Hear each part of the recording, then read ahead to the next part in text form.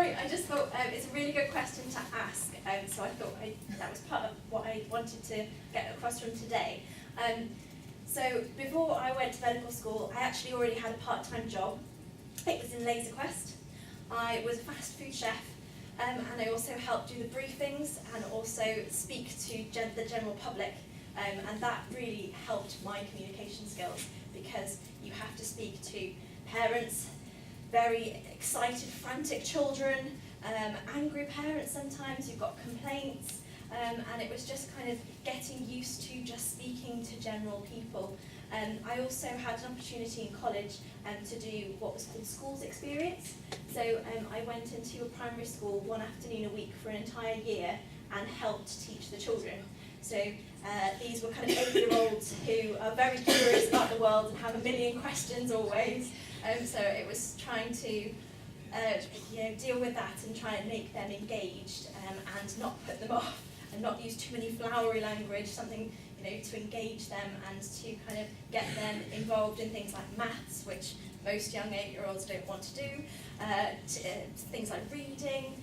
Children again, they don't want to really sit there and read a paragraph to a stranger, but it was trying to get them involved and just doing things like that, just doing everyday things, having a part-time job and just getting used to speaking to just general people. That kind of improves your communication skills, because at the end of the day it is the general public that we're seeing all the time, so hopefully that helps a bit.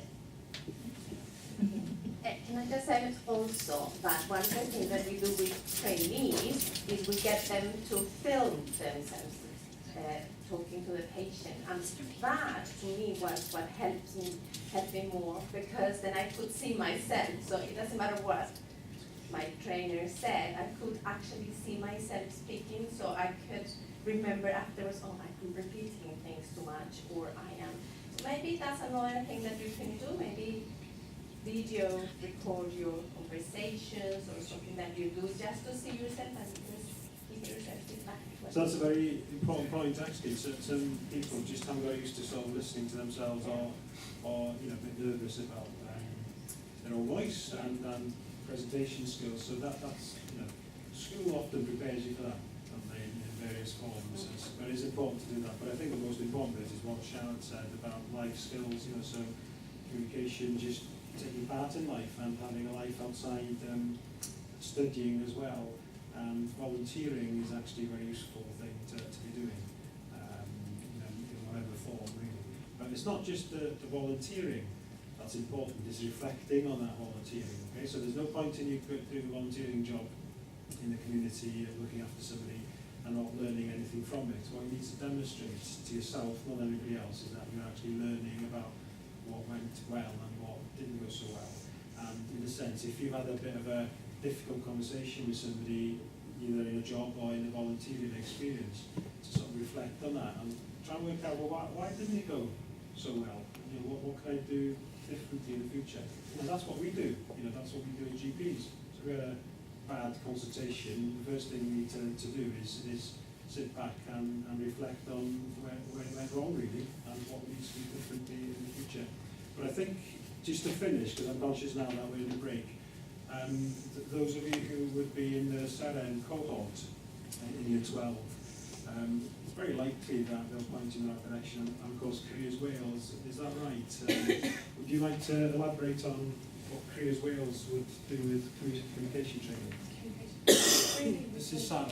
Shall I come back? I've got the back to something that I did. Can you hear me without the mic? Can you hear me at the back? I don't like microphones, sorry.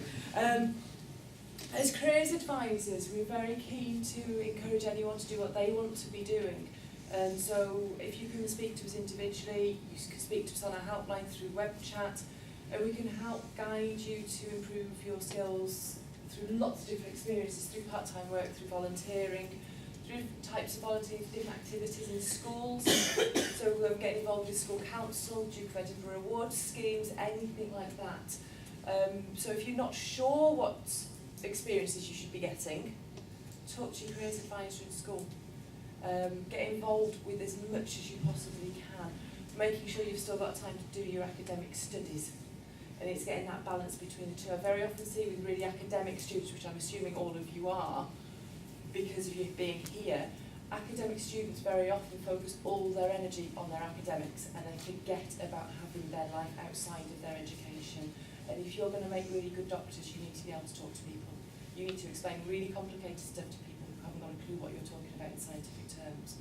So you need those skills. So you need to have spoken with children, with adults, with the elderly, with people who maybe have difficulty understanding the language that you're using. There's lots of opportunities to do that now. So yeah, all the stuff we were suggesting, and then anything you get your hands on in school as well. You know, do you have I know some schools do lots of peer support. If there's bullying in lower school, the upper school pupils help with that. Anything like that can be really helpful. But if you don't, come and ask. Yeah, so the important thing is ask Careers Wales and SARA Network, and they'll point you in that direction.